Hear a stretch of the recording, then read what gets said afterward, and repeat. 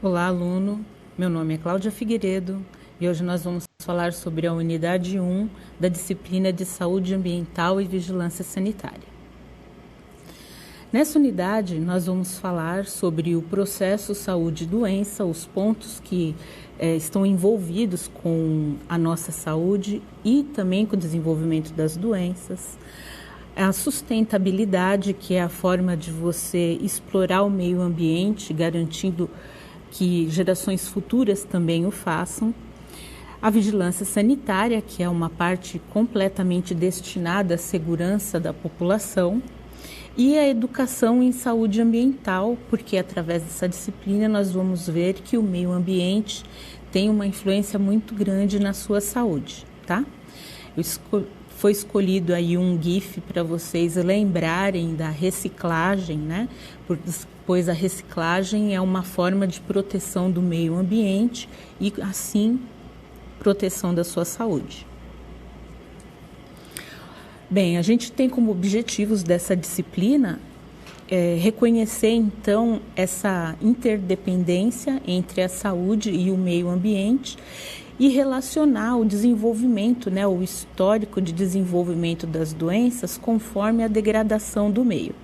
Conscientizar profissionais da área da saúde sobre a ação antrópica, a ação do ser humano sobre o meio ambiente e como isso altera, né, influencia nesse processo de saúde e doença, e analisar um pouquinho dos instrumentos que nós temos aí por parte da saúde pública, medidas socioeconômicas para melhorar a qualidade de vida da população. Nós temos aí, uma definição, né, segundo a Organização Mundial de Saúde, do que seria a saúde. Então, saúde seria o bem-estar físico, mental e social do indivíduo ou da população. E doença seria, então, a perturbação da saúde, né? Situações que você não tivesse dentro da sua saúde perfeita, fora do bem-estar físico, mental e social.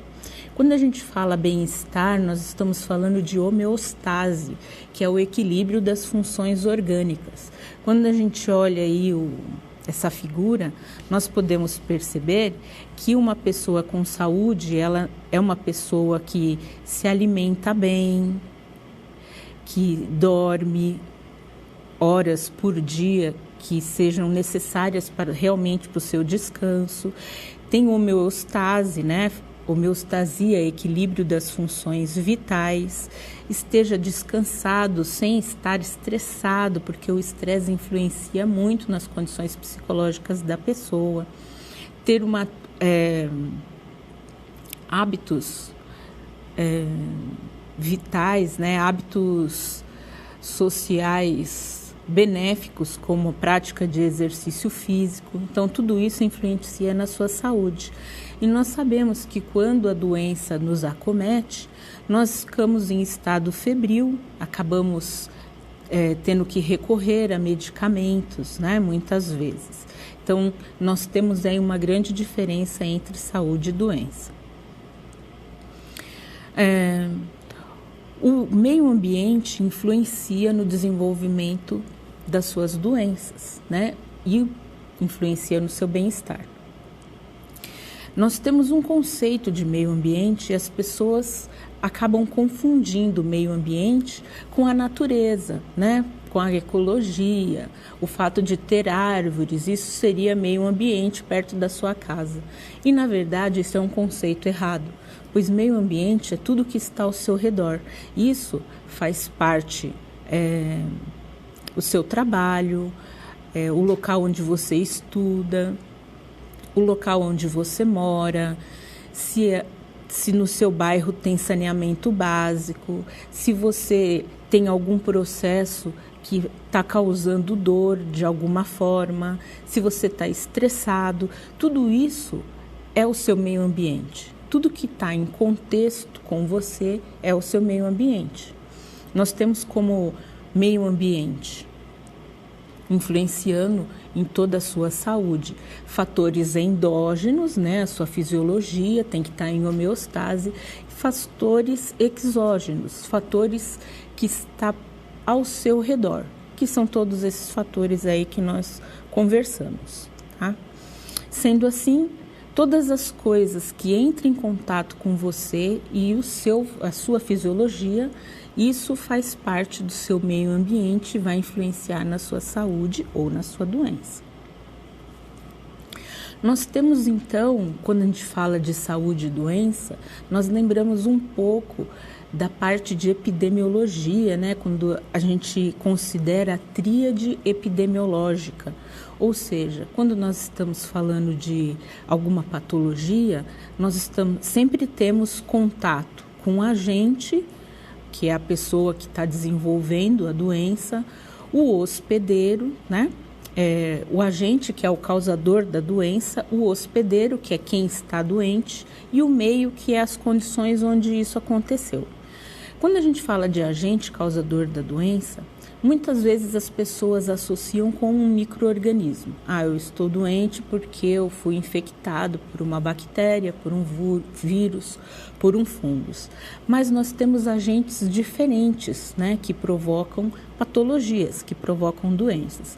Nós temos agentes químicos, né, como medicamentos, drogas, álcool, metais pesados como chumbo, mercúrio. Isso pode levar você a desenvolver algumas doenças. Agentes físicos como radiação, calor, traumas, né? Agentes nutricionais. Hoje nós sabemos que tem uma gama de doenças que estão ligadas ao excesso ou à falta de alimentos. Então a gente tem obesidade, por exemplo, por excesso, anemias por falta de ferro, anemia ferropriva. Então nós temos também agentes nutricionais. Então nós temos diferentes agentes. Quando a gente fala de hospedeiro, é a pessoa, né, o organismo que está desenvolvendo a patologia. E o que eu posso falar da pessoa?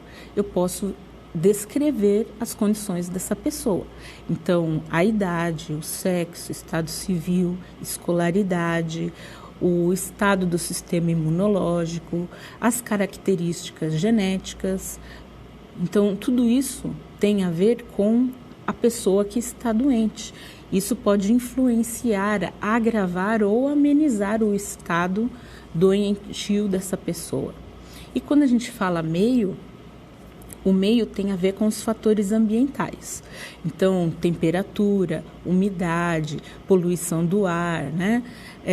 Fatores biológicos como infecções, fatores sociais como comportamentos, organização social, os próprios hábitos culturais, né? Onde a pessoa está inserida.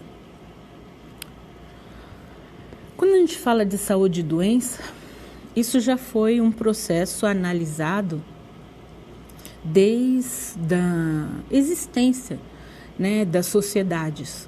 E nós conseguimos ver essa análise por registros históricos. Nesses registros históricos, nós temos formadas 4 teorias, que são as teorias da saúde e doença.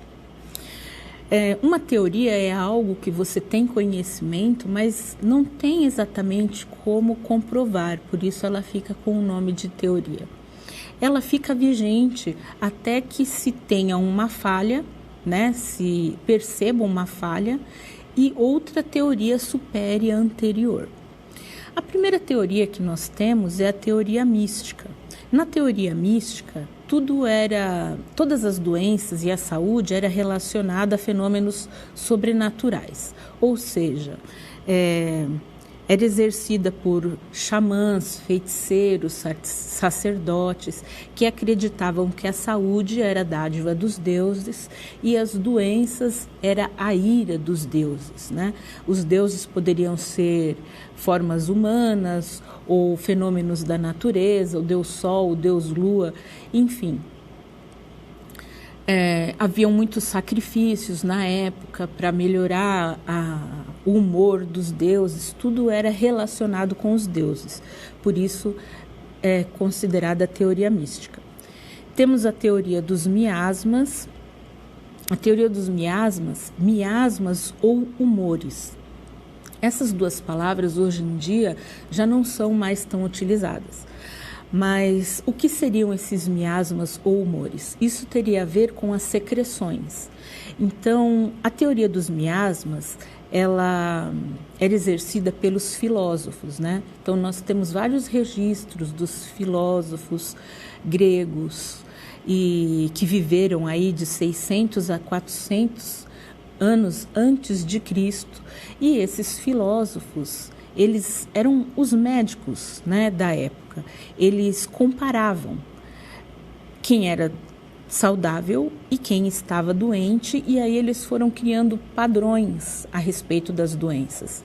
E dentro das doenças sempre tinham secreções. As pessoas que tinham pus, catarro, alteração na temperatura, muito suor, tudo isso mostrava que a pessoa estava fora do normal dela, ou seja, estava fora da sua, o que a gente conhece hoje como equilíbrio, como homeostase. Então, a teoria dos miasmas, ela entrou mostrando que nem tudo era culpa dos deuses, né? É que a gente também demonstrava pontos quando estava saudável ou doente. No entanto, naquela época era tudo por observação. Não se tinha como comprovar nada, era só por observação. E aí foi evoluindo muito, né, a sociedade, e foi se instalando uma nova teoria, que foi a teoria da unicausalidade. A teoria da unicausalidade, ela já apareceu aí entre 1800 e 1900 depois de Cristo. Ela era exercida por cientistas e isso começou a ser instalado a partir do momento que se descobriu o microscópio. Então, com o microscópio foi comprovado que nós tínhamos agentes patológicos, né, que eram as bactérias, os micro-organismos. A partir daí, começaram a analisar aquelas secreções que já foram vistas antes no microscópio. E aí foram identificados os micróbios, que eram como eram chamados naquela época. Então, hoje nós chamamos de micro-organismos e todos os cientistas culpavam as doenças aos micróbios. Então, isso foi chamado de unicausalidade porque todas as doenças eram causadas por micróbios, que são o que a gente considera os micro-organismos hoje.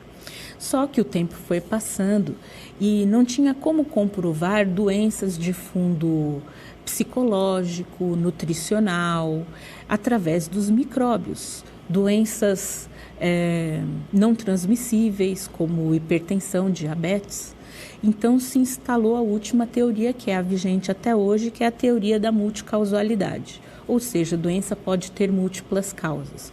Pode ser agentes químicos, físicos, biológicos, sociais, tá? A teoria da multicausalidade foi adotada a partir da Segunda Guerra Mundial, né? Quando acabou a guerra.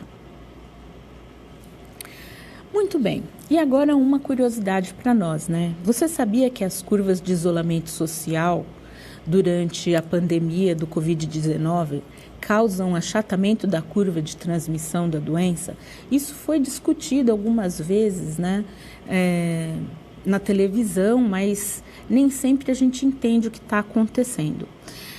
Quando se começou a pandemia, nós tivemos uma explosão de casos. Então, a explosão de casos é essa primeira onda aqui, né? Os casos subiram, não tínhamos medida nenhuma de contenção, então a gente teve um pico aí de casos da doença. O que aconteceu com o isolamento? O isolamento fez com que as pessoas ficassem em casa e a transmissão diminuísse. Se a transmissão diminui, os casos dentro dos hospitais também. Então, a gente teve um achatamento da curva, que é o que é mostrado na segunda onda aqui. Então, essa segunda onda do gráfico seria o achatamento da curva. Seria a quantidade de casos que o sistema de saúde consegue amparar. porque aquela explosão de casos, o sistema de saúde não estava preparado. Retendo a população em casa, o sistema de saúde consegue, então, amparar todos. E agora a nossa interatividade. Há 2.500 anos, o médico grego Hipócrates explicava o processo saúde e doença. Ele dizia que as doenças eram transmitidas pelo ar, água e outros locais insalubres. Hipócrates foi o primeiro a dar explicação racional para as doenças e não considerá-las como um fenômeno sobrenatural. Ele disse também que para assim entender as doenças, deve-se considerar o modo de vida das populações. Identifique qual teoria da saúde e doença está envolvida o trecho em questão. Alternativa A, teoria mística. Alternativa B, teoria dos miasmas. Alternativa C, teoria da unicausalidade. Alternativa D, teoria da multicausalidade. Alternativa E, teoria da conservação de massa. Um momento para vocês responderem a interatividade.